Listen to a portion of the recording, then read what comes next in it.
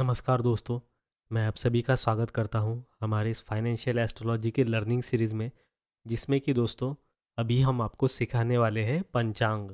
अब दोस्तों पंचांग ये ऐसा विषय है जो कि मैक्सिमम लोगों को पता ही नहीं होता है, लेकिन ये बहुत ही ज़्यादा इम्पोर्टेंट है।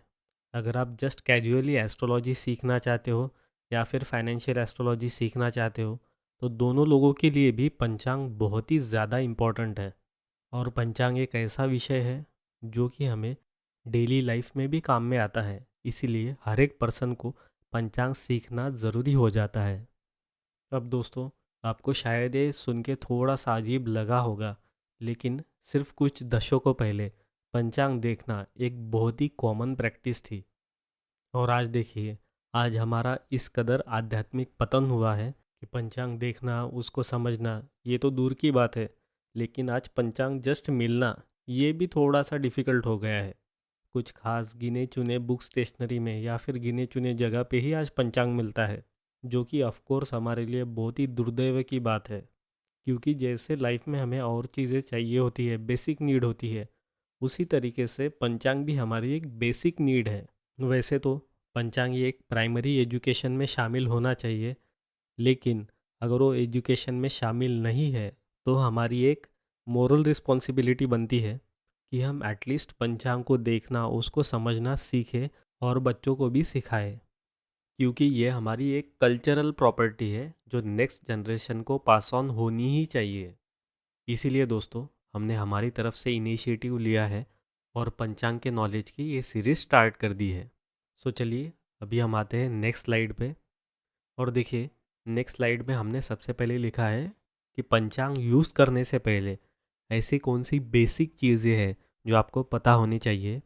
यानी कि ऐसे कौन से बेसिक क्वेश्चंस हो सकते हैं जो आपके दिमाग में आते हैं पंचांग यूज़ करने से पहले या फिर उसको जानने से पहले। तो देखिए, सबसे पहला क्वेश्चन ये है कि व्हाट इज़ पंचांग, यानी कि हम पंचांग को डिफाइन कैसे करेंगे।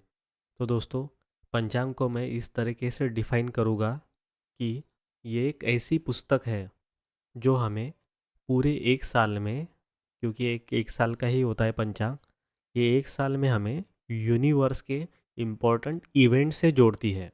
अब इस यूनिवर्स में क्या चेंजेस होंगे, प्लानिटरी मोशन में क्या चेंजेस होंगे, यानी कि हमारे सोलर सिस्टम की इंफॉर्मेशन, और उस सोलर सिस्टम में हुए हुए चेंजेस से हमारे अर्थ पे कौन सा इम्पैक्ट हो सकता है, ऐसी सभी छोटी और सभी मोटी चीज़ें ये हमें पंचांग बताता है।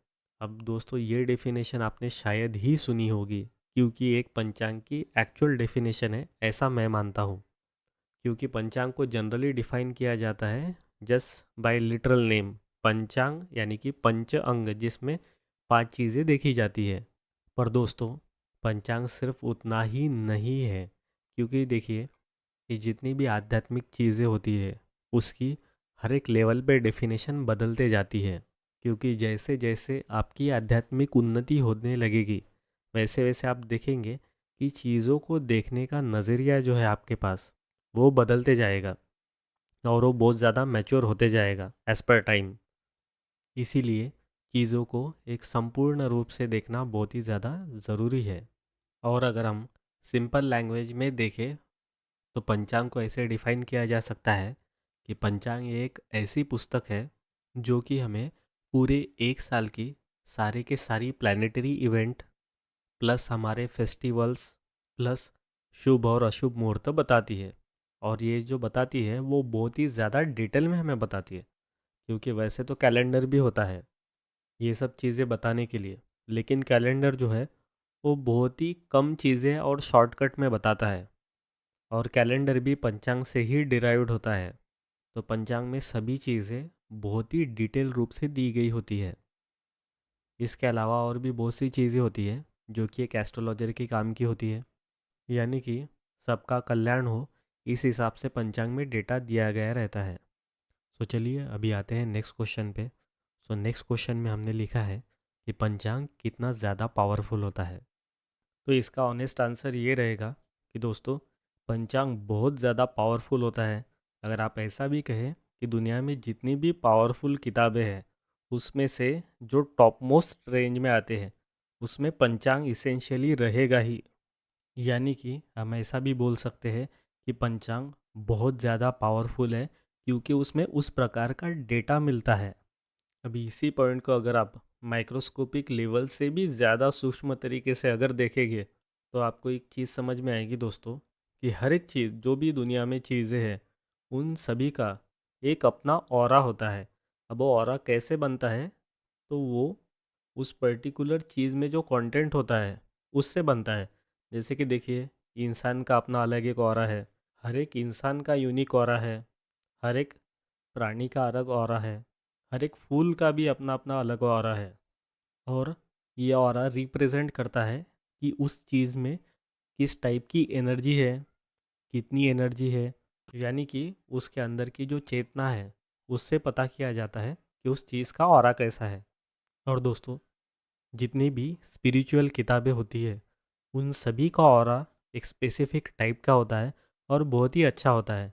यानी कि हम देखें तो पंचांग में इनविजिबल पावर तो है ही, लेकिन इसी के साथ साथ विजिबल पावर भी है।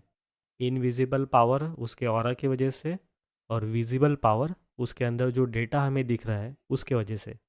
अब जैसे जैसे हम पंचांग को एक्सप्लोर करते जाएंगे, वैसे वैसे आपको समझ में आते जाएगा कि पंचांग कितना ज़्यादा पावरफुल है। यानी कि इसके अंदर जो डेटा है वो कितना ज़्यादा पावरफुल है। और हम इन शॉर्ट ऐसे भी बोल सकते हैं कि हमारे जीवन में पंचांग एक बहुत ही अच्छा गाइड है। तो चलिए, अभी हम आते हैं हमारे नेक्स्ट क्वेश्चन की ओर।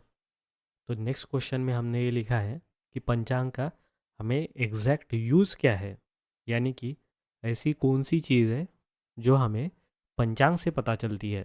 सो दोस्तों, पंचांग से हमें बहुत सी चीज़ें पता चलती हैं, जिसमें कि सबसे पहली चीज़ जो है वो है प्लानिटरी पोजीशन। यानी कि पर्टिकुलर डे के पर्टिकुलर टाइम पे कौन सा प्लैनेट एग्जैक्टली कहाँ है, उसकी कौन सी पोजीशन है, मतलब वो कौन सी राशि में है, कौन से नक्षत्र में है, कौन से नक्षत्र के कौन से पद में है। ये हमें क्लियरली पता चलता है ऑन द बेसिस ऑफ पंचांग। अब दोस्तों, ये जो प्लानिटरी पोजीशन का डेटा है, ये बहुत ही ज़्यादा इम्पोर्टेंट होता है हमारे लिए।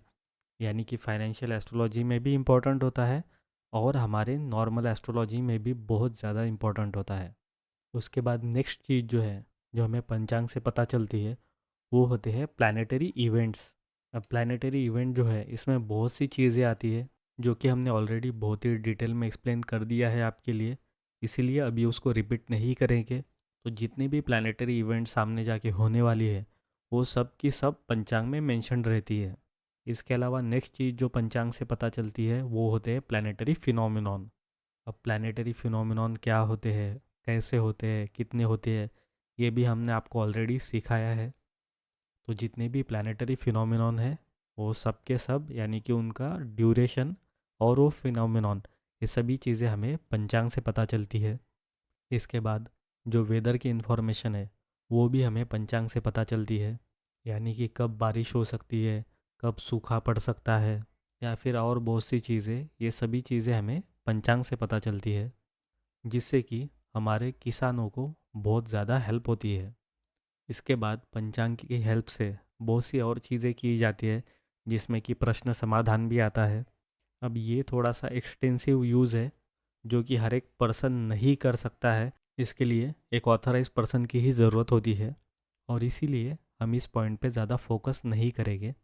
और सबसे लास्ट जो पॉइंट है वो ये है कि कौन सा मुहूर्त शुभ मुहूर्त है और कौन सा मुहूर्त शुभ नहीं है।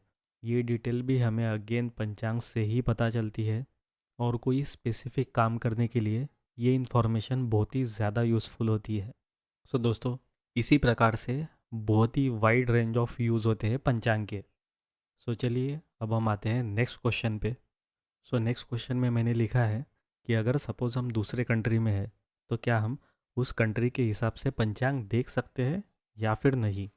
तो दोस्तों, सबसे पहले ये बात क्लियर कर दूँ कि जहाँ पे आप रह रहे हैं, उसी पर्टिकुलर रीजन का पंचांग आपने देखना चाहिए, क्योंकि वो पंचांग उस पर्टिकुलर जगह के अनुसार बनाया गया होता है। सो अगर हम सिर्फ भारत की ही बात करें, तो अलग अलग रीजन का पंचांग अलग अलग होता है। उसमें डेट, टाइमिंग, ये सभी चीज़ें अलग अलग हो सकती है। तो टाइम का थोड़ा बहुत फ़र्क आपको दिखेगा ही। इसीलिए हमेशा लोकल पंचांग को ही प्रेफर करना चाहिए।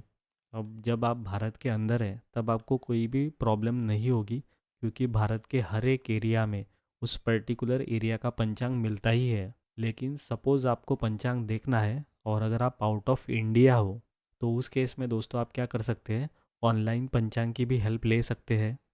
अब पंचांग ऑनलाइन भी अवेलेबल होते हैं, उसमें जस्ट आपको लोकेशन चेंज करनी होगी और आपको जो डेटा है वो क्लियरली मिल जाएगा। इट मीन्स कि पंचांग का जो डेटा है वो किसी भी रीजन के लिए बनाया जा सकता है थ्रू आउट द वर्ल्ड। अब ये सिर्फ इंडिया में अवेलेबल होता है बहुत ही इजीली, लेकिन ऐसा हो सकता है कि कुछ कंट्रीज़ ऐसी हो जहाँ पे डेटा थोड़ा कम अवेलेबल हो, मतलब थोड़ा रिसर्च करने की ज़रूरत पड़ जाए। अब जहाँ पे ऑफलाइन पंचांग नहीं मिल रहा है वहाँ पे ऑनलाइन पंचांग की भी हेल्प ली जा सकती है। सो चलिए अभी आते हैं हम नेक्स्ट क्वेश्चन पे, जो कि सबसे ज़्यादा इम्पोर्टेंट क्वेश्चन है।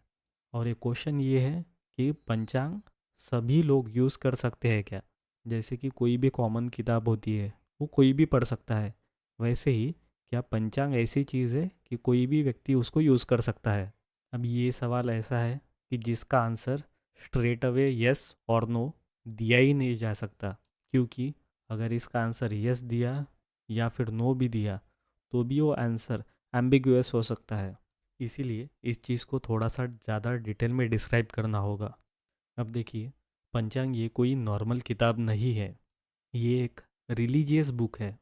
और जो भी बुक रिलीजियस बुक होती है उसको रखने के लिए एक प्रॉपर जगह होती है, उसको पढ़ने की एक प्रॉपर प्रोसीजर होती है, और उसका आदर सम्मान रखना ये बहुत ही ज़्यादा ज़रूरी होता है। इसीलिए एक चीज़ हमेशा ध्यान में रखिएगा कि अगर आप फिज़िकल पंचांग हैंडल करना चाहते हैं तो उसको प्रॉपरली हैंडल कीजिएगा, नहीं तो सिर्फ ऑनलाइन पंचांग ही यूज़ कीजिए। ऑनलाइन पंचांग के अपने ही एडवांटेजेस है, जैसे कि हम उसको कहीं भी कभी भी यूज़ कर सकते हैं, किसी भी फिज़िकल कॉपी की ज़रूरत नहीं है, और ये मोबाइल फ़ोन या फिर कंप्यूटर से भी एक्सेसिबल होता है। तो ऐसे ही मल्टीपल रीज़न की वजह से ऑनलाइन पंचांग ही हमारे लिए ज़्यादा कंफर्टेबल और यूज़ करना ठीक रहता है। लेकिन दोस्तों, अगर आप ऑनलाइन पंचांग भी यूज़ करते हैं तो मेक श्योर कीजिएगा कि आप उसको शुद्ध पवित्र अवस्था में ध्यान लगा के ही पढ़ रहे हो और रिस्पेक्टफुल भी हो। सो दोस्तों, पंचांग रीडिंग की सीरीज़ का ये था फर्स्ट वीडियो, और आई होप आपको वीडियो अच्छा लगा है। तो अभी के लिए यहीं पे रुकते हैं, वीडियो को यहीं पे ख़त्म करते हैं। मिलेंगे नेक्स्ट वीडियो में। Thank you for watching.